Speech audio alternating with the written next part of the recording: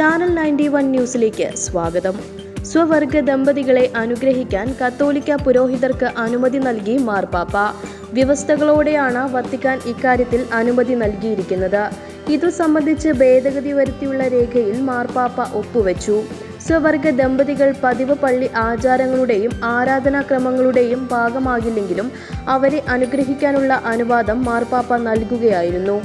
ഇത്തരം തീരുമാനങ്ങൾ ലോകജനതയെ മുഴുവനെയും ദൈവം സ്വാഗതം ചെയ്യുന്നതിൻ്റെ അടയാളമാണെന്നും വത്തിക്കാനിലെ ഡോക്ട്രിക്കൽ ഓഫീസിൽ രേഖയിൽ രേഖപ്പെടുത്തിയിട്ടുണ്ട്. 2013 തിരഞ്ഞെടുക്കപ്പെട്ടപ്പോൾ തന്നെ സ്വവർഗ പ്രവർത്തനത്തെക്കുറിച്ചുള്ള ധാർമ്മിക സിദ്ധാന്തം മാറ്റാതെ 130 കോടി ജനങ്ങൾ അംഗമായ സഭയിൽ LGBT ആളുകളെ കൂടുതൽ സ്വാഗതം ചെയ്യാൻ മാർപ്പാപ്പ ശ്രമിക്കുകയായിരുന്നു.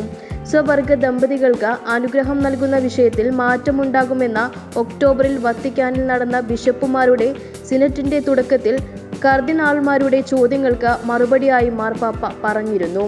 സ്വന്തം സ്വത്വത്തെ വെളിപ്പെടുത്താത്ത എന്നാൽ അവരുടെ ജീവിതവും പരസ്പരമുള്ള ബന്ധം സമ്പുഷ്ടമാക്കാനും സൗഖ്യമാക്കാനും ആഗ്രഹിക്കുന്നവർക്ക് അനുഗ്രഹം നൽകാം.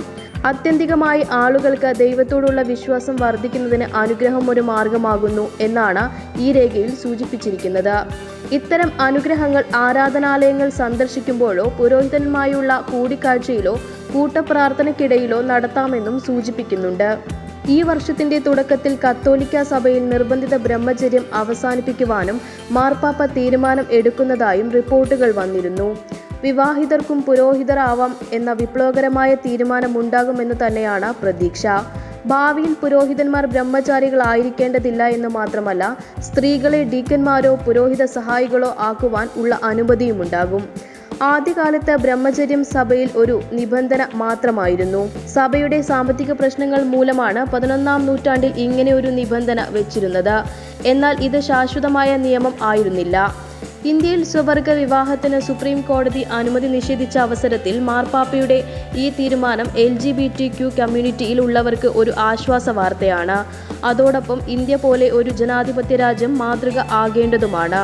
News desk, channel 91 news.